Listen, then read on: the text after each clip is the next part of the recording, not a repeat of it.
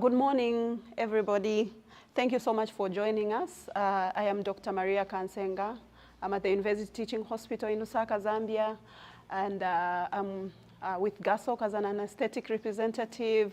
And we are also with VRIMS this morning, who are able to, who have made it possible for us to have this content. So today, this morning, we wanted to look at the Rectus sheath block. So the Rectus sheath block in our low resource setup has really come in quite useful in that when we do it, our patients are really covered for quite some time, in about 7 hours of no pain, and we can just supplement with a little bit of more analgesia. So in terms of the coverage, it is midline. So we are covering the midline of the abdomen, as you can see, as I'm drawing here. So midline. So our laparotomies that we are doing in our emergency setup, really, the rectus sheath block really can come in quite handy. And then you also have to bear in mind that it does not cover the lateral views, the lateral sides of the abdomen.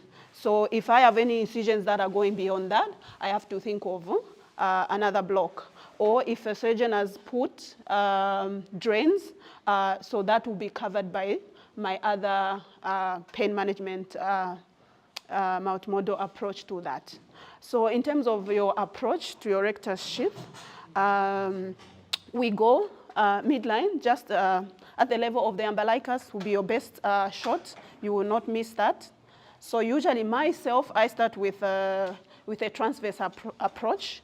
As you can see on my screen, it's a very beautiful view. My patient is young, and the abdomen is quite, has got a very good anatomy. So very simple procedure, because I'm just looking for the 3 layers. I've got my subcutaneous layer right there, and then I've got my anterior rectus sheath, and then I've got my rectus abdominal muscle, and I've got my posterior rectus sheath. So the posterior rectus sheath is my goal, and as you can see, it's got what we call twin lines. So they're like double lines. We've got the first line and the second line right there. So I get to see this, and usually what I do is I'll twist the probe, and I can go linear now. And I still get the same view, but with this, I'm able to roll up. If I want to do an upper a little bit much higher, I can still move up and down and still get to give a block even much higher, and I can still come down and still get a very good view depending on the level that the incision is being done. So in terms of the approach, if you are a transverse, your needle, as you can see, that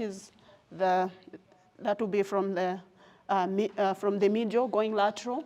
So the needle will come from right there. It will come that trajectory, and I'll land right at the in between the muscle and the posterior rectus sheath. So that will be where I will deposit my local anesthetic for this patient. And I can still go a step further and still do an higher block as well if I need to do that. Yeah, thank you so much for watching. Perfect. Yeah. Thank you. Oh my God.